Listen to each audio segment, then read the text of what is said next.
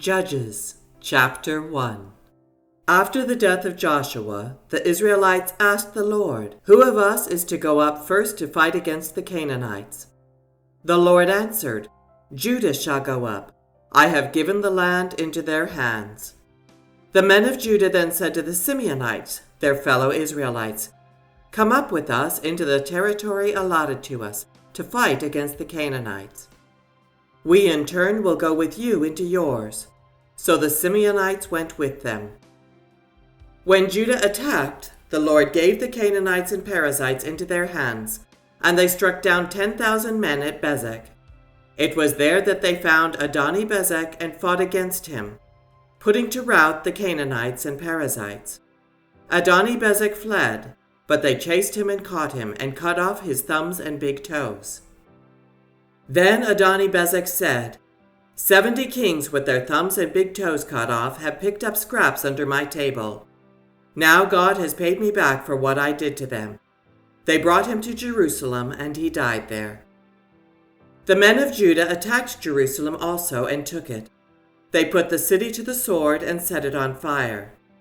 After that, Judah went down to fight against the Canaanites living in the hill country, the Negev and the western foothills. They advanced against the Canaanites living in Hebron, formerly called Kiriath Arba, and defeated Sheshai, Ahiman, and Talmai. From there they advanced against the people living in Debir, formerly called Kiriath Sepher. And Caleb said, "I will give my daughter Achsah in marriage to the man who attacks and captures Kiriath Sepher." Othniel, son of Kenaz, Caleb's younger brother, took it. So Caleb gave his daughter Achsah to him in marriage. One day when she came to Othniel, she urged him to ask her father for a field. When she got off her donkey, Caleb asked her, "What can I do for you?" She replied, "Do me a special favor. Since you have given me land in the Negev, give me also springs of water." So Caleb gave her the upper and lower springs. The descendants of Moses' father-in-law, the Kenite, went up from the city of palms with the people of Judah to live among the inhabitants of the desert of Judah in the Negev near Arad. Then the men of Judah went with the Simeonites, their fellow Israelites, and attacked the Canaanites living in Zephath, and they totally destroyed the city. Therefore it was called Hormah. Judah also took Gaza, Ashkelon, and Ekron, each city with its territory. The Lord was with the men of Judah. They took possession of the hill country, but they were unable to drive the people from the plains, because they had chariots fitted with iron. As Moses had promised, Hebron was given to Caleb, who drove from it the 3 sons of Anak. The Benjamites, however, did not drive out the Jebusites, who were living in Jerusalem. To this day the Jebusites live there with the Benjamites. Now the tribes of Joseph attacked Bethel, and the Lord was with them. When they sent men to spy out Bethel, formerly called Luz, the spies saw a man coming out of the city, and they said to him, "Show us how to get into the city, and we will see that you are treated well." So he showed them, and they put the city to the sword, but spared the man and his whole family. He then went to the land of the Hittites, where he built a city and called it Luz, which is its name to this day. But Manasseh did not drive out the people of Bethshan, or Tanakh, or Dor, or Iblim, or Megiddo and their surrounding settlements. For the Canaanites were determined to live in that land. When Israel became strong, they pressed the Canaanites into forced labor, but never drove them out completely. Nor did Ephraim drive out the Canaanites living in Gezer, but the Canaanites continued to live there among them. Neither did Zebulun drive out the Canaanites living in Kitron or Nahalal. So these Canaanites lived among them, but Zebulun did subject them to forced labor. Nor did Asher drive out those living in Akko or Sidon or Alab or Aksib or Helba or Aphek or Rehob. The Asherites lived among the Canaanite inhabitants of the land because they did not drive them out. Neither did Naphtali drive out those living in Beth-Shemesh or Beth-Anath.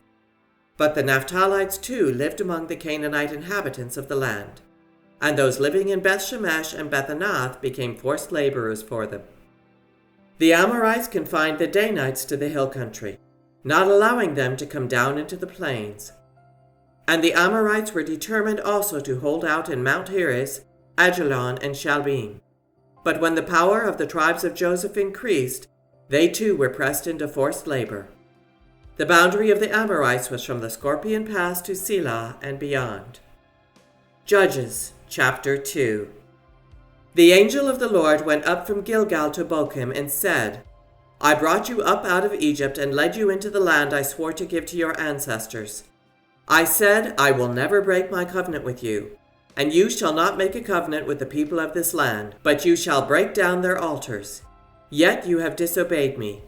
Why have you done this? And I have also said, I will not drive them out before you. They will become traps for you, and their gods will become snares to you. When the angel of the Lord had spoken these things to all the Israelites, the people wept aloud, and they called that place Bochim. There they offered sacrifices to the Lord. After Joshua had dismissed the Israelites, they went to take possession of the land, each to their own inheritance. The people served the Lord throughout the lifetime of Joshua and of the elders who outlived him and who had seen all the great things the Lord had done for Israel. Joshua, son of Nun, the servant of the Lord, died at the age of 110, and they buried him in the land of his inheritance, at Timnath-Heres, in the hill country of Ephraim, north of Mount Gaash. After that whole generation had been gathered to their ancestors, another generation grew up who knew neither the Lord nor what he had done for Israel.